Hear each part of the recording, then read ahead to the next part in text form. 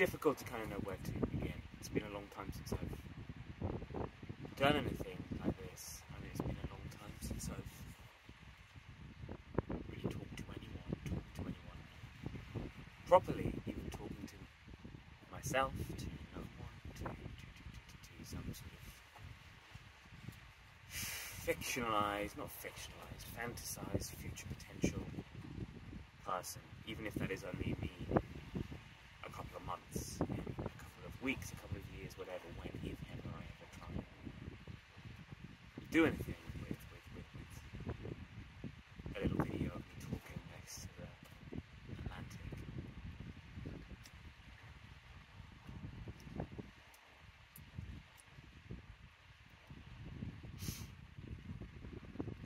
I started taking anti-psychotics during the pandemic, and I fucking blew it physically, and psychologically it didn't do that much for me either. So I'd obviously already been on SSRIs for a long time. Who hasn't? And was sort of not really feeling anything other than just like constant horror, constant sorrow. Who do I think I am? Just miserable. I'm very, very miserable, and I was very miserable.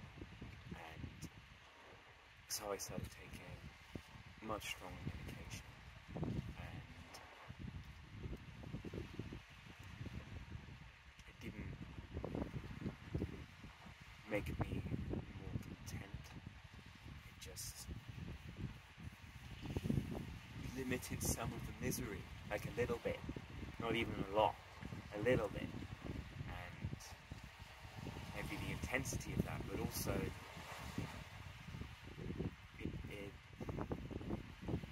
it limited its opposite as well, right? So it wasn't just the bad feelings that were muted, that were cut off.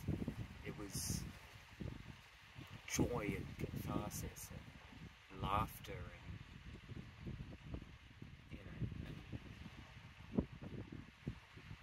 and meaningful feelings. It was all meaningful feelings just gone, and I still wanted to be dead. I still want to be dead. Maybe, I don't know. It's a lot easier to feel a potential future when I'm not in London.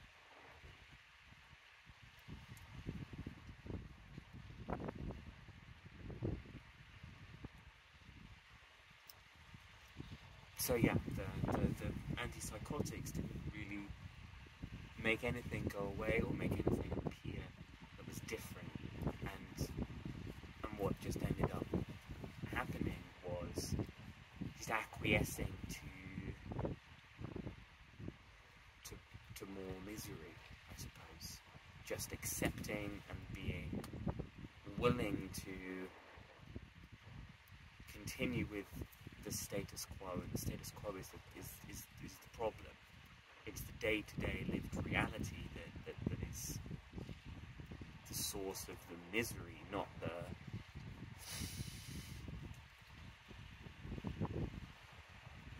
chemicals in my brain. Right? It's not. I'm not a fucking freak because I don't thrive within the society that's been constructed for the society's own continuation.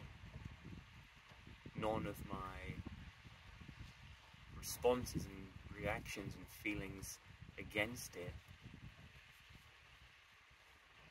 are inherently irrational. I don't like the shape of my own life, and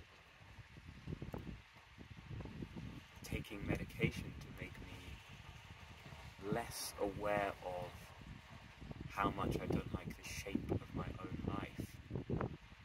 All that means is that the shape of my life has stayed the same. And I've done nothing to change that shape for several years. And now, 6 months off this medication, it took a couple of months, really took a while for that to get out of my system, for me to start feeling things again. It took even longer for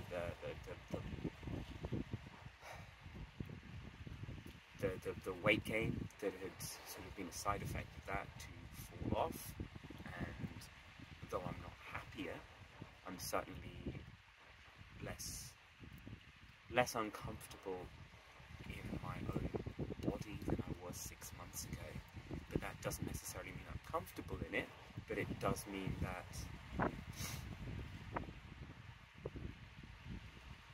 I don't know, it's just another thing to be miserable about, right? Not having I don't want to sound arrogant, I don't want to sound too delusional even, but I'm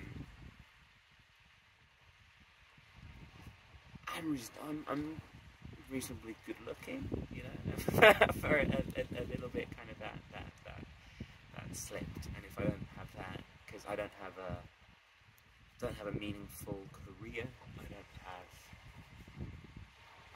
a rich and rewarding social life, I don't have a family life, you know, it was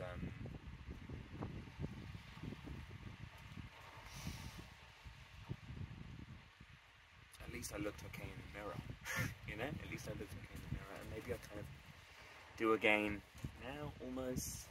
Maybe I don't look how I want to look in the mirror, but I certainly look better than I did a while ago. I don't want to fucking be,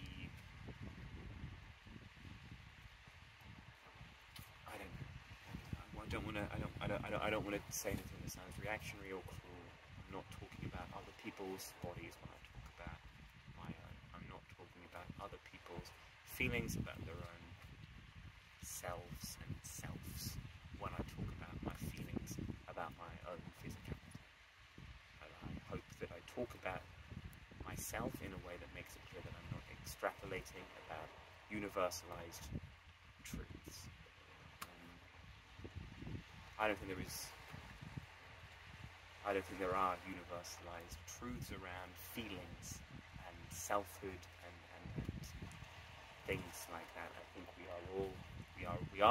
are all individuals. We are all different people, and we do all have different feelings and different ways of existing in the world and existing within our own worlds and our own bodies. And I'm not saying I think it's good that I feel better about myself. Now I've lost the weight I gained while taking quite heavy psychiatric medication for a while. I'm not saying I think that's good. I'm not saying I think that's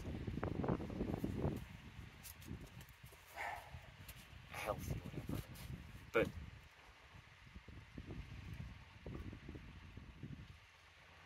so I stopped taking this medication, and then I'm just sort of back and awake and feeling in a reality, in a life that I don't want to,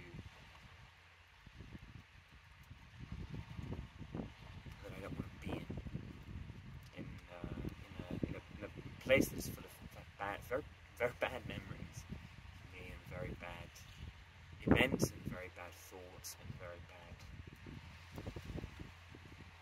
Experientially, I'm sort of reminded of the worst moments of my life every day, and I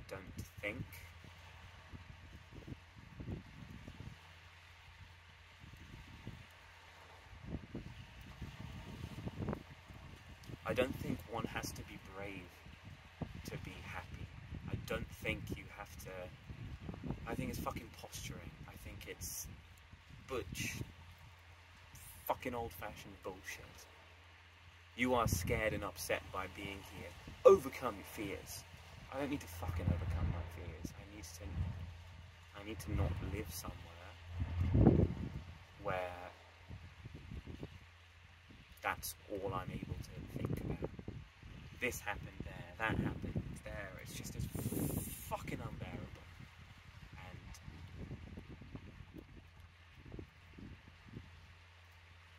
I think if I hadn't been so medicated, I wouldn't have allowed myself to be in that position.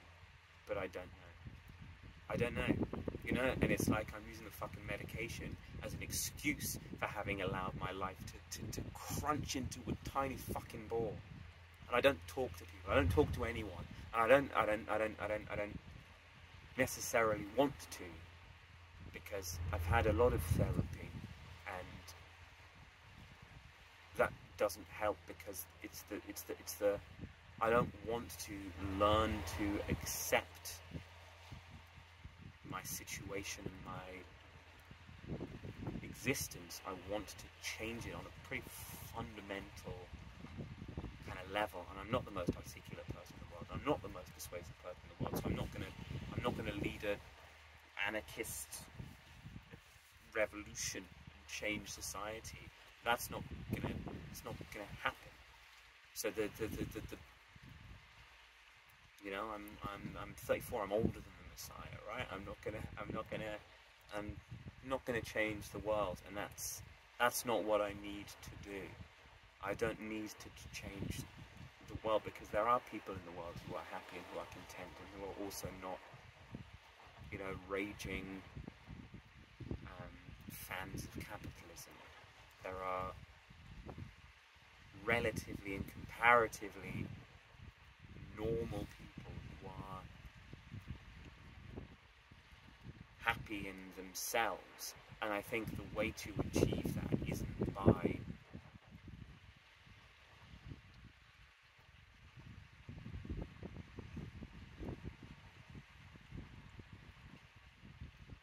I don't know. I think that obviously one has to accept the things one cannot change, but one shouldn't accept the things that you can. And I think a lot of the time, a lot of the medication and a lot of the therapy, something that I've had, maybe this isn't the same experience for everyone. Again, I'm not saying that my experiences are universalized. I'm very conscious of not oversimplifying existence and feeling. And for maybe some other people, therapy and medication has been super helpful in helping them to shift their perspectives into a more comprehensively satisfying day-to-day existence. But that hasn't been the case for me. For me, it's always felt like the therapists and the pharmaceuticals are there to teach me to acquiesce. And I use that word a lot because that's, for me, that feels like a very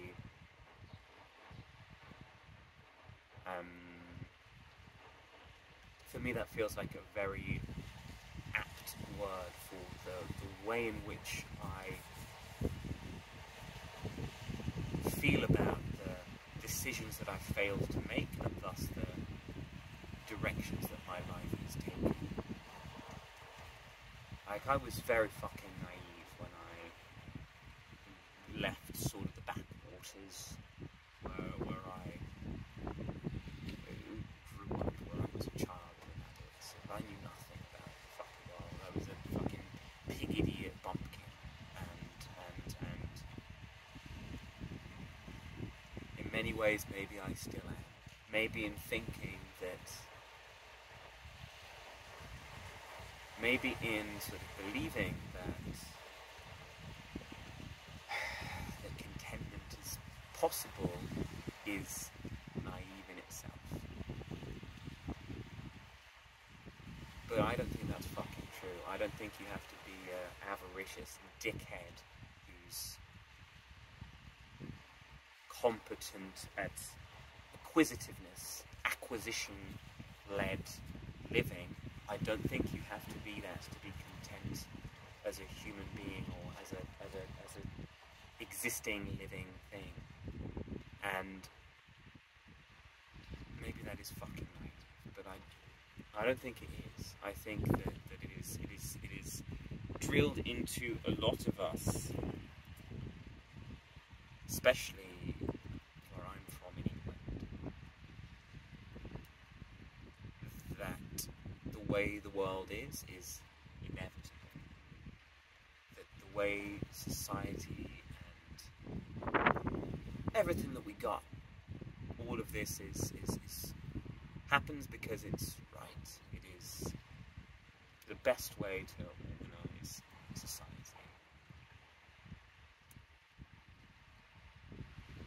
But I just don't fucking believe that's true. And I think that to believe that, you've got to fucking hate people. You've got to see the worst in everyone that you meet, and you've got to really believe it to think that others can't be trusted to do what is not just good for others, but to do what is acceptable for others. And like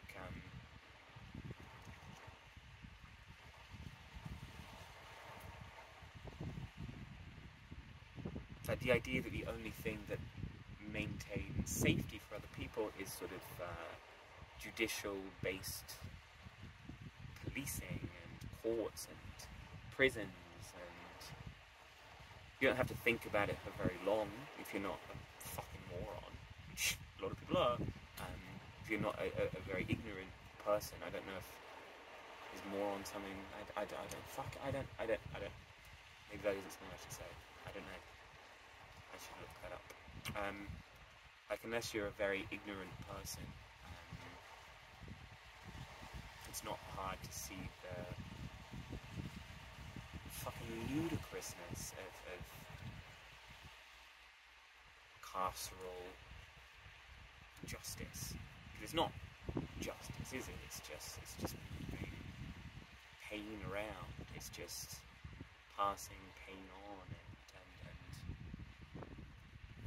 maintaining circles and cycles and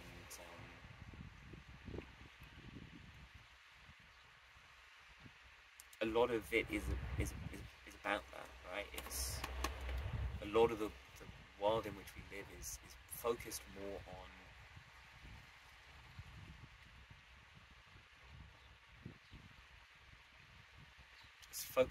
on reproducing pain than it is on seeking ways to minimize it. I don't mean... Well, no, I do mean that. Like, oh, we've got rid of the death penalty, therefore we are civilized. You know? What? Locking someone up for the entirety of their human existence, how is that kinda, or... I mean, that's torture, right? I don't want to become a death penalty advocate, but I'm not saying either is good. I'm saying that you're still taking someone's life away if you put them in a cage for 50 years. You know, you have done the same damage. You have stopped that person from living a life. You have taken. I mean, I don't know.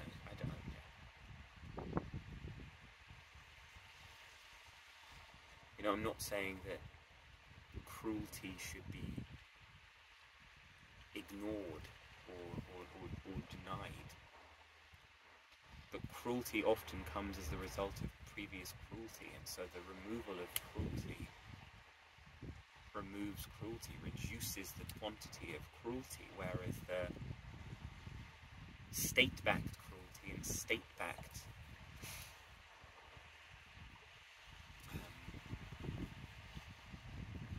abuse fixes nothing, right? It doesn't. It just maintains those cycles of abuse and just makes it more likely that such a thing will happen again.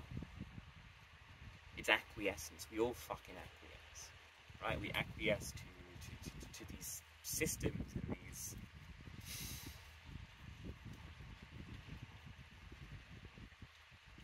and the acceptable outlet is peaceful protest, and obviously peaceful protest is better than doing nothing, and online activism is better than doing nothing, but it's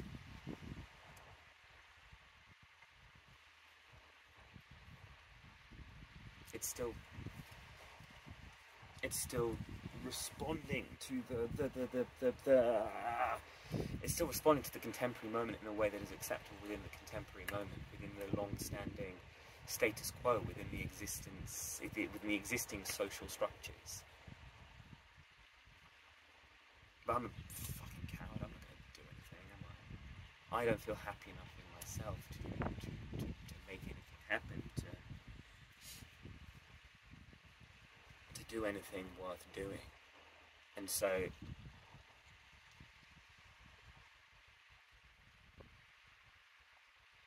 I don't know what the answers are, or what the answer is, or whether there is a way to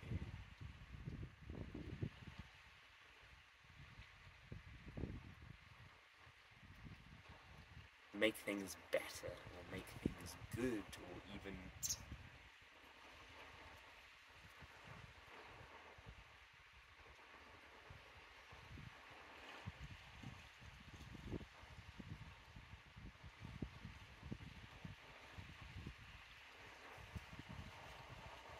I'm not gonna kill myself, and every time I say that in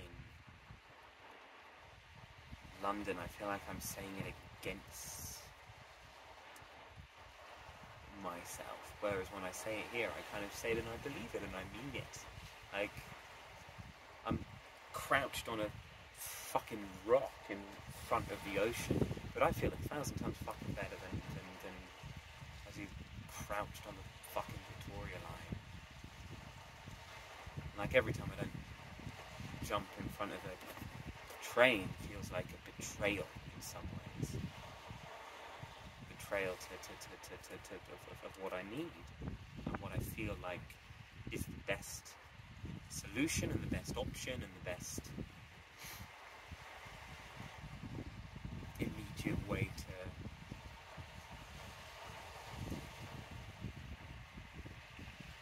repair things. And I know that's not true. I know I'm not doomed to misery, and I know I'm not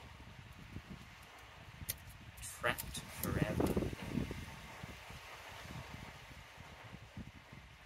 like unsatisfying work and housing and routines. I know that's not something that I can't change. I can get a different job, I can live in a different city, in a different shaped space, and yeah, I can't live in a mansion overlooking the Eiffel Tower, but who fucking cares? And it's not material things, right, that I've had some very luxurious experiences in my life, and it would be normal to say I've been very lucky to have those kind of experiences, and I don't think that's true. I think I'm lucky to have seen the vacuity, the vacuousness, and the lack of joy that comes from living out that normalized acquisitiveness, acquisition-led living, right? Like, I know that that's bullshit. Like, I know it. It's not something I believe. It's something that I've seen give no satisfaction to people who are good at engaging with society in that way and are rewarded materially, who are rewarded materially for excelling. So that's not what I'm saying. I think, yeah, some of the happiest times in my life have been some of the times when I had the least. Like, I don't have anything, I don't own any property, I don't own a car, I don't, materially I'm not very gifted, I don't have any savings, I don't have cash, and that's fine. I don't think those things make a difference, especially when you don't really believe in the future, especially when you don't really feel any real sense that one day you'll be able to enjoy things, because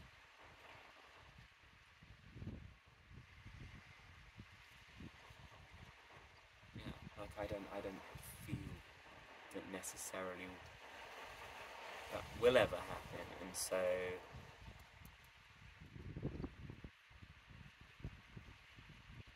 it doesn't make sense to me. It doesn't make sense to me to deny the reality that things never really do get better,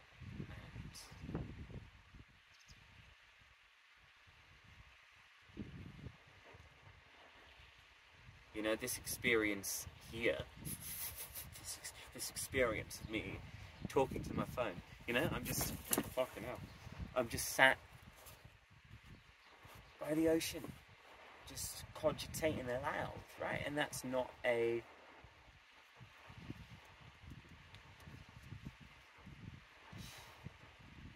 This is available to anyone, and this is probably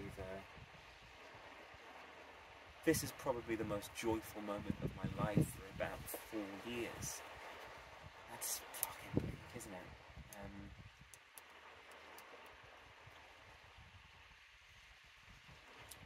I took LSD recently, just a small amount, and I only really was tripping for about 30 seconds, or it felt longer.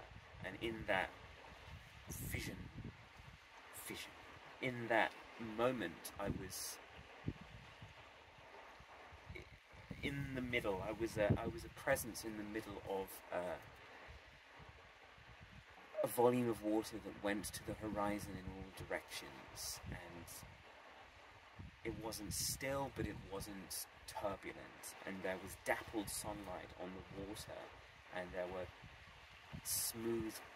not smooth, but there were not stormy clouds in the sky, and I was just held in the air at eye level above the water, and just seeing the shimmer of water.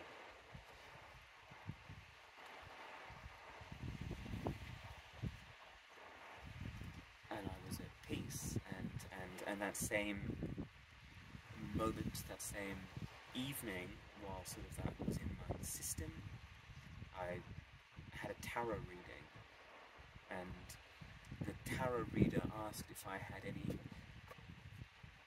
pressing questions, and I said, should I have hope? And they read the cards and they said no. And I don't know, I don't necessarily, I don't believe in patterns in the stars, or in higher planes of consciousness accessed through 1960s style pharmacological experimentation, and I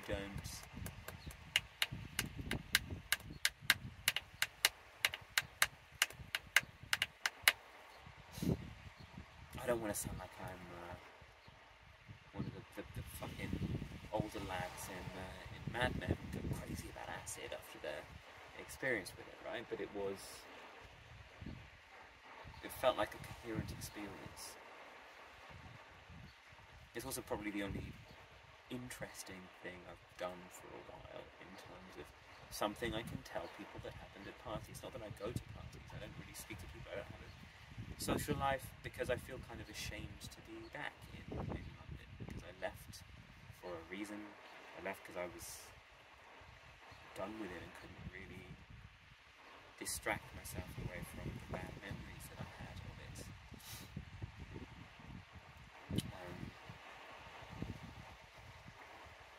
feel kind of ashamed to be back. I feel like I let myself down by coming back, and I don't want to tell people that, because I know other people are happy that they don't have the associations of the city with misery that I do, and they're able to be there and thrive and make lives and make art and make creativity and make friends and sort of maintain connections and all that fucking crap. And it's not crap, is it? I'm being flippant because I don't have that. I don't have.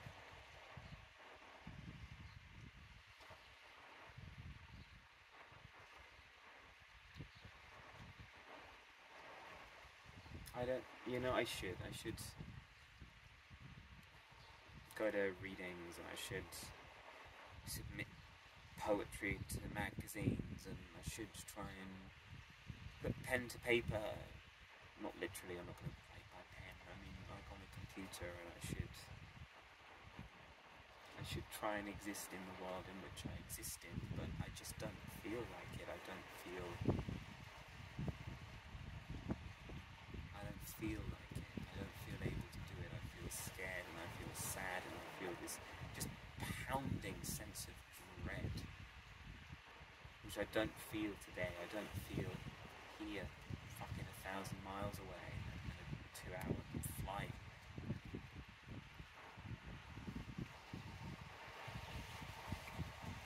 I can't live with dread in my fucking guts every day. Like, it's driving me fucking mad. I'm trying so fucking hard not to just fucking...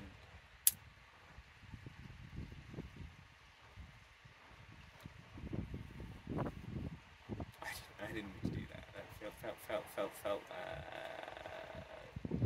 I don't think I'm gonna snap. I'm not gonna hunt other people. I don't feel... That's because that's what that sort of usually means, snap, right? And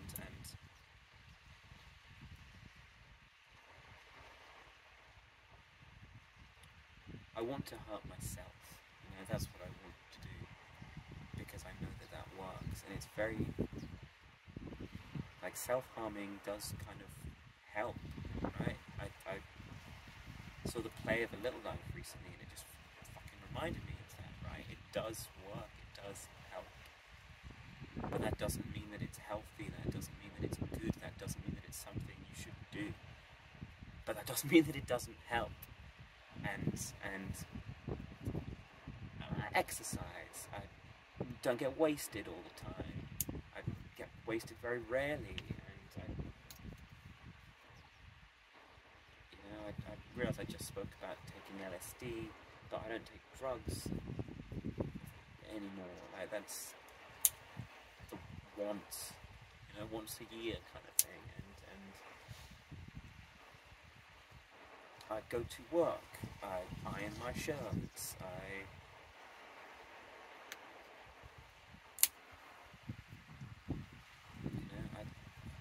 do be good. I do be good, and it doesn't. That's part of the same fucking thing, isn't it? That I'm not interested in being polite. I'm not interested in being.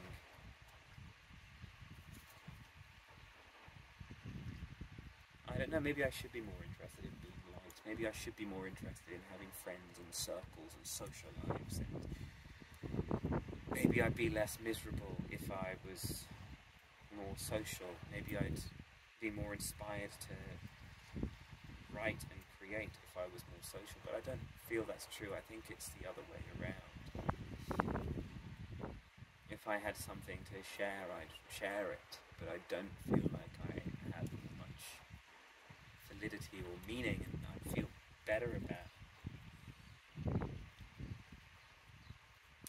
about myself for being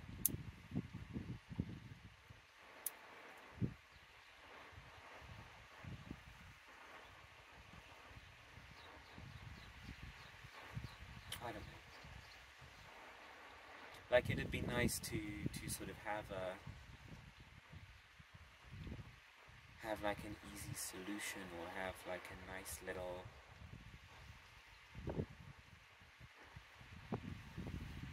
sound bitey epiphany. But that's one of the problems with being a poet, right? Is that life is full of epiphanies, but being a fucking coward. I don't know, no, I don't want to talk about bravery as being scared of... I don't know, I don't kill myself because I'm scared of being... I don't attempt suicide because I'm scared of failing and the injuries or damage that I do to myself in that attempt, making life even more difficult and miserable and hard than it was before, to be fucking frank with you.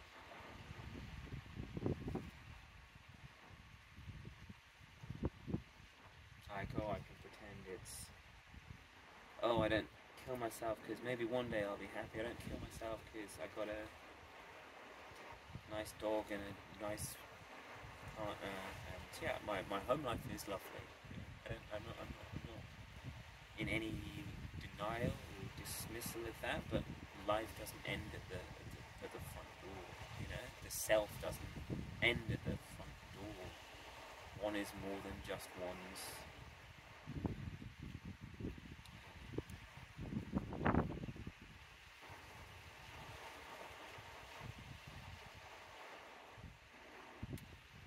Like, you gotta have more to your life than that. Probably. Maybe you don't, but you've gotta not have things that make life worse. Maybe that would be enough, you know,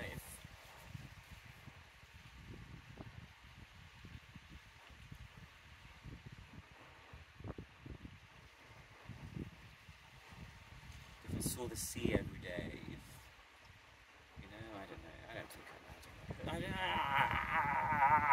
I just don't know. I just don't know. You know, and do I feel like I'm a risk to myself? Do I feel like I'm a risk? Maybe. Maybe I do.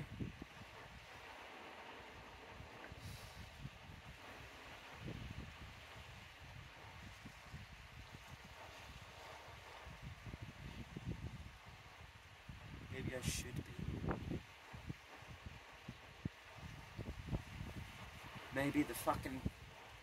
Maybe the tarot reader was right, and I should have no hope. Maybe I'm right, and I should have no hope. Maybe it's just the animalistic urge to survive that keeps me alive, but that isn't...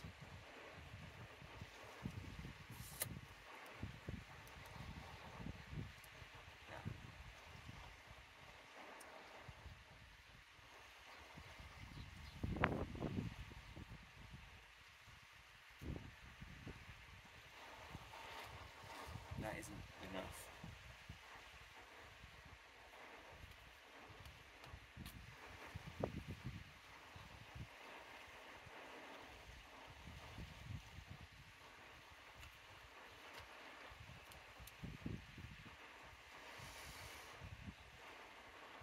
I should have prepared a poem or something to read at the end, but...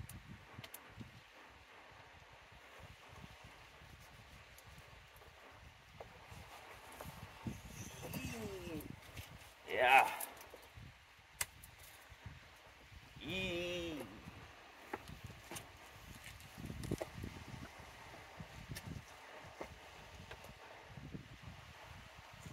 There's a lot of crabs over here.